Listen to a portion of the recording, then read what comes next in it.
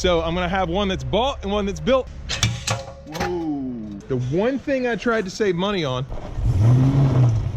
I am the master mechanic, as you guys all know. I'm not a mechanic. I'm just gonna go ahead and replace them.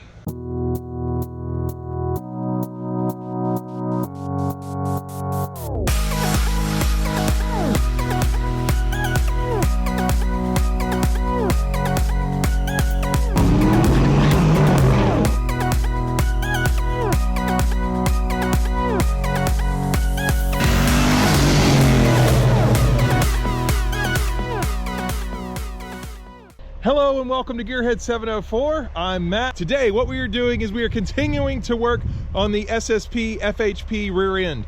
The rear end work's pretty much done. If you haven't seen those videos, you can check them out on the channel. I've got just a little bit I need to do today. I need to bolt the diff cover up, but the bulk of it will be the brakes. I am putting new brakes on the rear end, and then I'm going to be able to take the rear end, put it in the car, and get it over here to begin our serious project build on the SSP. So today should be pretty quick. We'll see. I've never done brakes before. I'm not really a mechanic, in case you guys are new to the channel. I'm just kind of learning. I'm out here at Fox Mustang Restoration. You can see the FoxBody boneyard over here. I'm using all their tools over here. Matt is helping me out. He's the owner of Fox Mustang Restoration, and he is kind of guiding me and telling me what to do. But I am doing all the work myself because I actually want to build this car, unlike my Tar Heel Fox, which was pretty much built by other people. So I'm going to have one that's bought and one that's built at the end of this. But anyway, yeah, let me go ahead and get the bearings and seals out of the rear end, because I need to do that again to see what's going on. I can't get one of the axles in, so that's what's blocked me last time. But anyway, let me go ahead and take care of that real quick, and then we'll get going on the brakes once I button up the rear end. All right.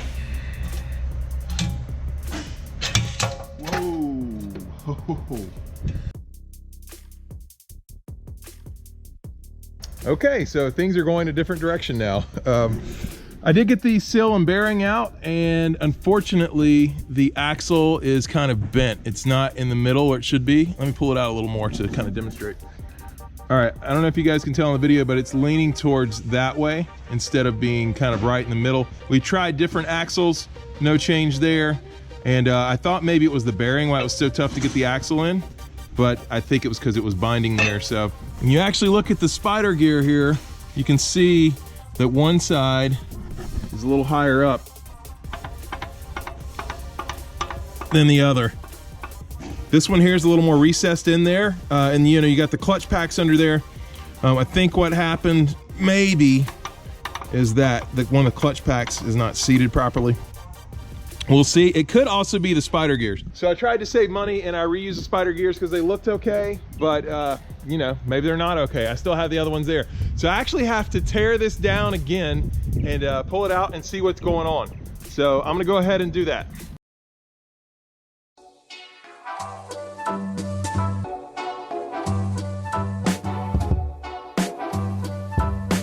Okay guys, the diff has actually been taken out of the car, as you saw, and we've taken the clutch packs out here. But this little speck, you guys can see that, that was actually on the shim, and it wasn't laying flat, so possibly that could have thrown it off. I don't know, we're gonna keep looking at it, but that seems like the culprit right now. All right guys, I think that's it, because now when you have the clutch packs in with these spider gears, they actually feel a lot better. I mean, we're gonna know for sure when we put the axle in, but I think it was that little piece right there. Just the simple things sometimes, you know. Hopefully that's it. Hopefully I don't have to replace the spider gears. But anyway, I gotta knock the S-spring back in there, then get it back in the chunk and then see. So I've done this a lot before already on the channel, so I'm not gonna cover in too much detail. If you wanna see all that detail, that's in the prior videos. Guys, I'm not gonna lie, that S-spring was a pain in the butt, especially with the ring gear on there, but I got it, you know. The pin actually fits now in there. Got my pin here. And it slides right through just like it should. So I'm pumped. All right, next step. Get this guy back in here. And at least I don't have to remeasure everything. Measurements were all good. It was just that axle issue. So gonna get that back in here, and then yeah, I should be able to put the axles in and move on to the brakes. So we might still get to the brakes today. We'll see, that's the plan. I want to give you guys something different. I'm as tired of working on this rear end as you guys are of seeing it, trust me.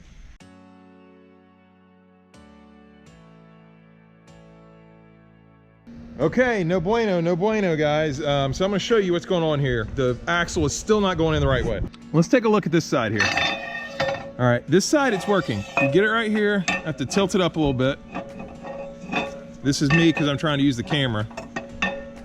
All right, there we go. And watch how this goes in. Had to push a little bit, but yeah, it's right there. It's centered. It's not wobbly at all. Goes in much smoother. Now let's take the same axle, go in on the other side. Let me show you guys. Big difference.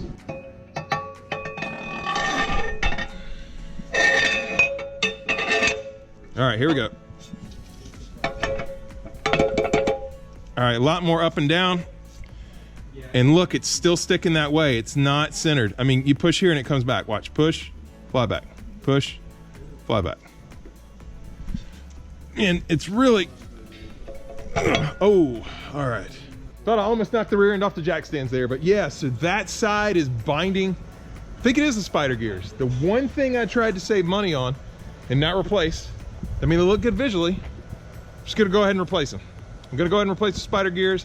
Feel like that is what's binding us up. You know, that spec we found in the shim wasn't good either, but doesn't seem like that fixed the issue. So I'm gonna rip it all out again. I'm gonna replace the spider gears. So I'm not gonna bore you guys with that. I think this will be like the third or fourth time you've seen it.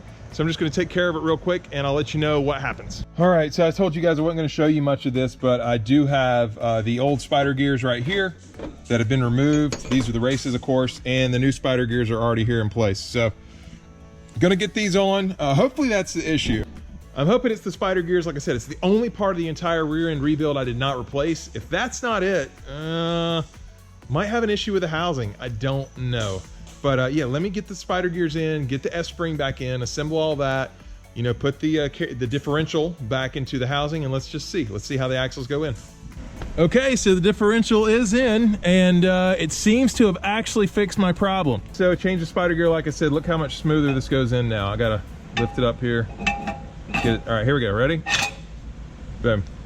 Right there. So much better. I mean, before it was over to the side, and the alignment is much better. Remember, it was cockeyed over here before. Yeah, it looks like the spider gears were definitely a problem. Like I said, we replaced everything else in the carrier, but did not replace those. Looks like I needed to. So I'm gonna keep going. I've got to go ahead and bolt the diff plate cover over, kind of get the C-clips in. So I haven't shown you guys that before, so I'm gonna show you those steps real quick. All right, guys, got the C-clips in and the axles are pulled out. So I was just putting the retaining pin in now. But yeah, almost ready to button this thing up. And I don't know if we're gonna get to the brakes today. We spent a lot of time trying to figure out how those axles, why we were, you know, kind of getting stuck there, ended up being the spider gear. So I don't know if we're gonna get into the brakes today or not, but yeah, let's see how this goes. Let me finish this up here.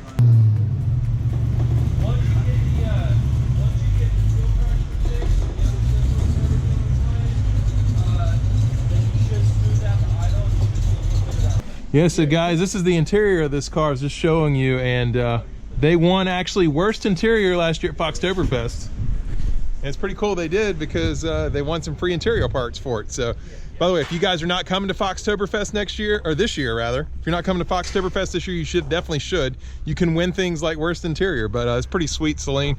They do have the seat in there. It's actually an original Celine seat. They're not going with these permanently. Matt got this car running today, had some startup problems, running problems. They're doing a lot better, and they're gonna take it home.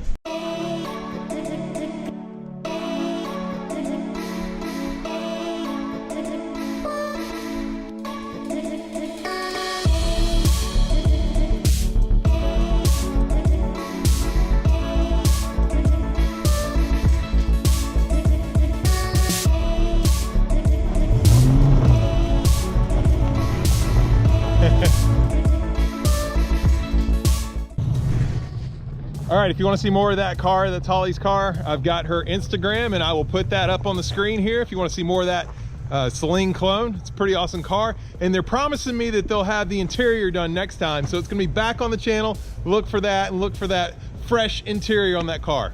So the fun is continuing here on Gearhead 704. I am the master mechanic, as you guys all know. Not.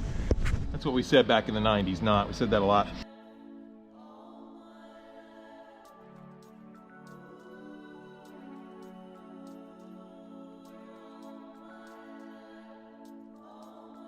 Anyway, yeah, right here, see if I can show you guys. That is a fiber right there. That is not a shim. So when I installed those spider gears, I didn't put the shim in the right spot. Now I don't know where it is, you know, which side, but I was having trouble getting the retaining pin to go in, and when I was doing that, it was a little tight. Started looking, Matt caught it, and yeah, I messed up. I didn't put the shim at the bottom like I was supposed to. So I get to tear this out all again and redo those spider gears. I'm gonna get good at it though. I'm gonna get good at it. All right, is the shim on this side or the other side? No, it's definitely not where it should be. So guys, this is what you don't want to do. My shim is supposed to be down towards the housing. It was not. That side looks okay? Yeah. All right. Yeah, I'll make sure you got the orientation right. Yep. Matt's double checking because I'm not a mechanic. And I already made a mistake too. And this is the 5th time we've taken it apart. Yeah, yeah. I'm getting a little tired. I skipped lunch. Don't skip lunch, guys. It's not good to skip lunch and work on your cars. So fiber, 2 steels, fiber, 2 steels, fiber, shim, and it's gonna go like this. This time left the differential in here, guys. I'd taken it out every time, so this is new for me. Yeah. All right, so you want like that. Correct. Okay. Yeah. All right, guys, so got the retaining pin in now, and I've got a new bolt with my new spider gears. It was a little tight fit. I had to kind of get that in there. I think that because the spider gears are brand new, and that's what we're thinking anyway. So finally, hopefully gonna get this rear end done today.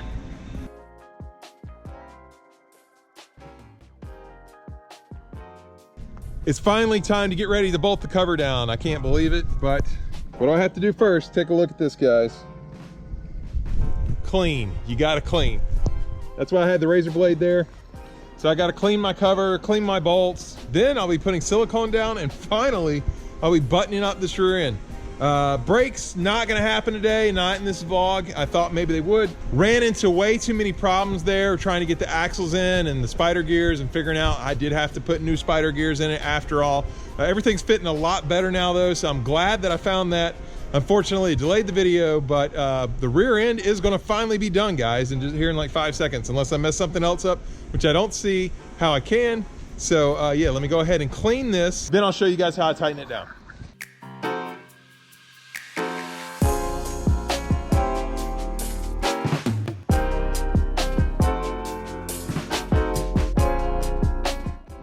All right, guys, finally ready to put the diff plate cover on. You saw I had to clean that. That's very important, cleaning mechanic. I'm learning that. So I'm gonna put my silicone down, and then I'm gonna be able to bolt the plate down. So let's see how I do on the silicone.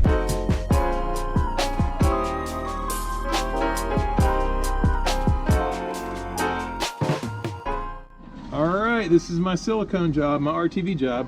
And yeah, I still need to get better at this. I haven't used it very much. But ready to put the plate on. That will work for now. You can see I've got a big bump there, so that's gonna be where the ring gear goes. So I'm gonna set the plate down and go ahead and bolt the cover on.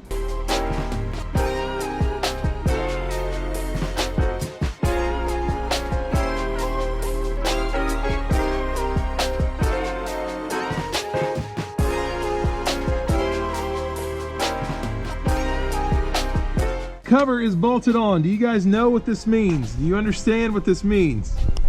I think you do, and if you've been following this for a while, yes, the rear end is finally put together and done.